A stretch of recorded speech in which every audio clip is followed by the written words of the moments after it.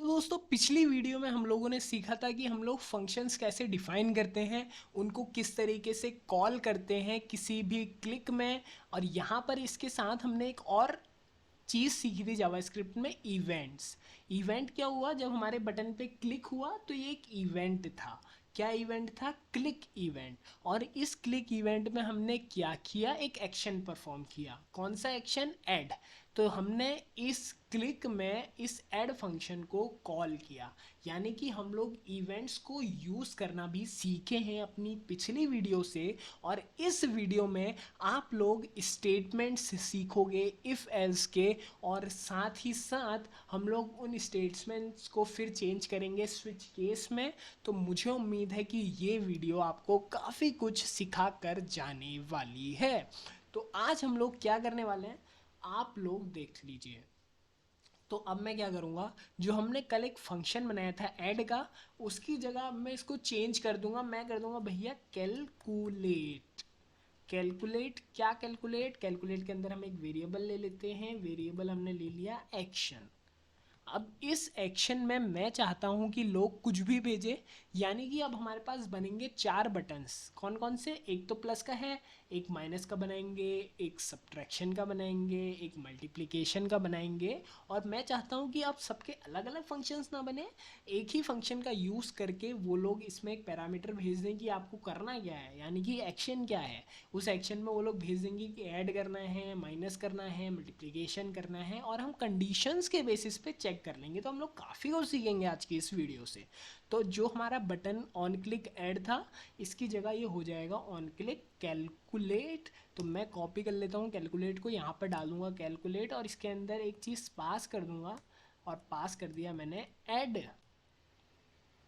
तो यहाँ पर अब मैं क्या लिखूँगा ना, मैं लिख दूंगा इफ़ एक्शन इक्वल्स टू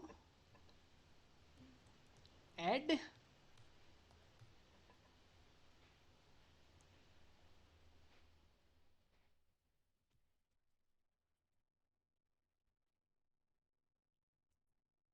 तो हमारा ये ऐड वाला कोड यहाँ पर प्रिंट हो जाए।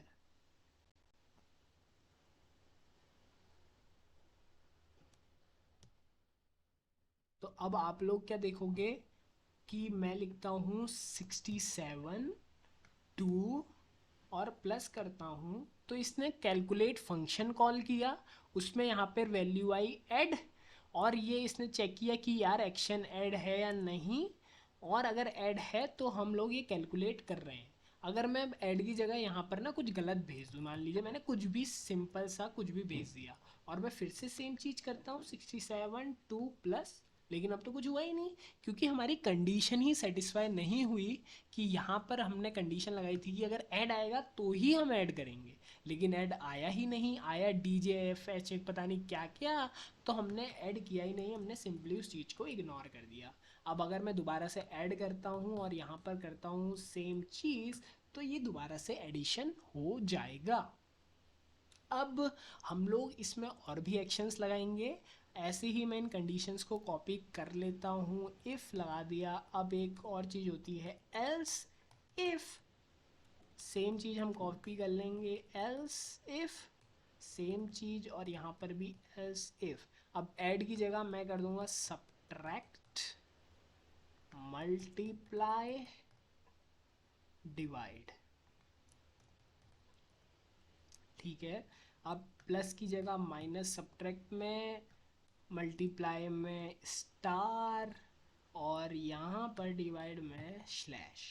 इन चीज़ों को हम सेव कर देंगे, और ऐसे ही ये जो बटन्स हैं, ये भी चार बटन्स हम डिज़ाइन कर देंगे कुछ इस तरीके से। अब मैं मल्टीप्लाई भेज दूँगा सिंपली कुछ इस तरीके से। और चारों फंक्शन बटन्स को पूरी तरीके से डिज़ाइनिंग की कंप्लीट कर दूँगा।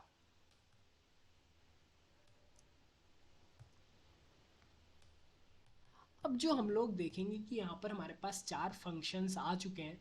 यानी कि अब हम लोग दो चीज़ों को सिर्फ प्लस ही नहीं कर सकते, उनको माइनस भी कर सकते हैं, उनको मल्टीप्लाई भी कर सकते हैं, उनको डिवाइड भी कर सकते हैं। तो ये काफ़ी इंटरेस्टिंग अब हमारा कैलकुलेटर बन चुका है जो सिंगल फंक्शन को यूटिलाइज करता है, उसमें एक पैरामीटर के थ्रू चीज़ पास कर देता है कि आपको करवाना क्या है, और वो पैरामीटर्स फिर हमारी कंडीशंस के बेसिस पर डिसाइड करते हैं कि एडिशन है तो एडिशन करवा दो, सब्ट्रैक्ट है तो माइनस करवा दो, मल्टीप्लाई है तो मल्टीप्लिकेशन करवा दो, डिवाइड है तो डिवीजन करवा दो। तो इस तरीके से ये कंडीशंस बहुत ही ईजीली और इंट्यूटिवली यहाँ पर काम कर रही हैं। तो ये था हमारा सिंपल कैलकुलेटर जो कि हमने बनाया फंक्शन को कॉल करके कैलकुलेट। दो हमने इनपुट टैग्स लगाए, एक रिजल्ट स्पैन में हमने इसको प्रिंट करा दिया, और हमने यूज़ की इफ़ एल्स लैडर। तो हम लोग एक और चीज़ सीखे, इफ़ एल्स लगाना। अब हम लोग इस चीज़ को स्विच केस से कैसे कर सकते हैं, सिंपल है। तो आपको क्या करना है, लिखना है स्विच, और यहाँ पर लिख देना है एक्शन, और इसका ब्रेस ओपन कर देना है। आपको एक केस लगाना है, केस आपने लगाया ऐड,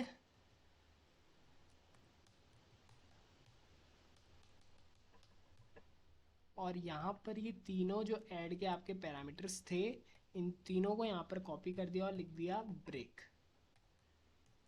2 मिनट के लिए इन सारी चीज़ों को हम कमेंट कर देंगे। जावास्क्रिप्ट में आप लोग इस तरीके से कमेंट कर सकते हो, मैंने कंट्रोल केसी करके ये शॉर्टकट परफॉर्म किया है। तो अब हम देखेंगे कि क्या ये एडिशन काम करता है या नहीं। 67 2 प्लस, तो यहाँ पर रिजल्ट आ गया 69, यानी कि जो हमारा स्विच केस है वो भी काम कर रहा है। तो हम लोग अपने सारे एक्शंस लिख लेंगे। तो हमारा दूसरा एक्शन था सब्ट्रैक्ट, ब्रेक, तीसरा एक्शन था मल्टीप्लाई, ब्रेक, चौथा केस था डिवाइड, ब्रेक। अब हम लोग इनका कोड कॉपी कर लेंगे जल्दी से। तो इनको हम दोबारा से जीवित कर लेते हैं और इनका जल्दी से कोड कॉपी करके पर हम अपने स्विच केस स्टेटमेंट में लगा देते हैं। सब्ट्रैक्ट के केस में सब्ट्रैक्ट का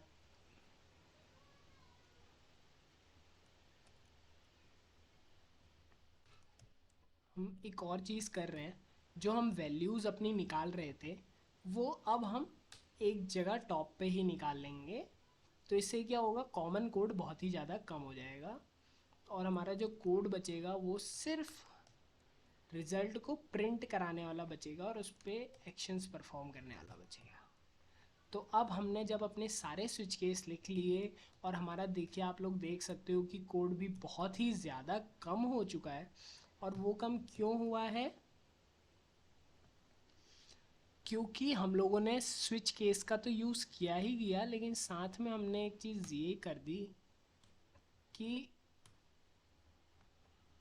हमने जो अपनी वैल्यूज़ निकाली थी ना, वो हमने एक जगह कॉमन निकाल दी, बजाय हर केस में वो दोबारा से कोड लिखने के। तो इससे क्या हुआ, ये सेम चीज़ जो हम सारे इफ एल्स में कर रहे थे वो अब हमने एक जगह टॉप में कर दी, तो हमारा ये कोड कॉमन हो गया और हमारा कोड और कम हो गया। तो इसमें एरर आने के चांसेस और भी ज़्यादा कम हो गए। अब हम ट्राई करते हैं दोबारा से अपना कैलकुलेटर कि ये काम सही से कर रहा है या नहीं। प्लस में करूँगा सही हुआ, माइनस में करूँगा सही हुआ, मल्टीप्लाई में करूँगा सही हुआ, डिवाइड में करूँगा सही हुआ।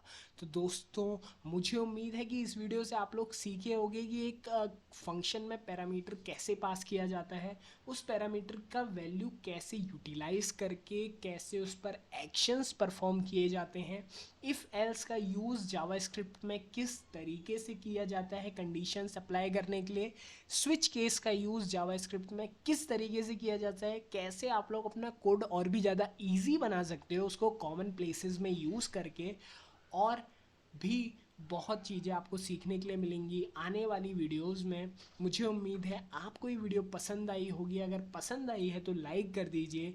जावा स्क्रिप्ट की ये जर्नी में आप लोग और क्या क्या सीखना चाहते हो नीचे कमेंट करके बताओ। और कोई भी सवाल या सुझाव है तो नीचे ज़रूर लिखना, और मैं आपके लिए ऐसे ही कोर्सेज लाता रहूँगा, वो भी फ्री में। धन्यवाद।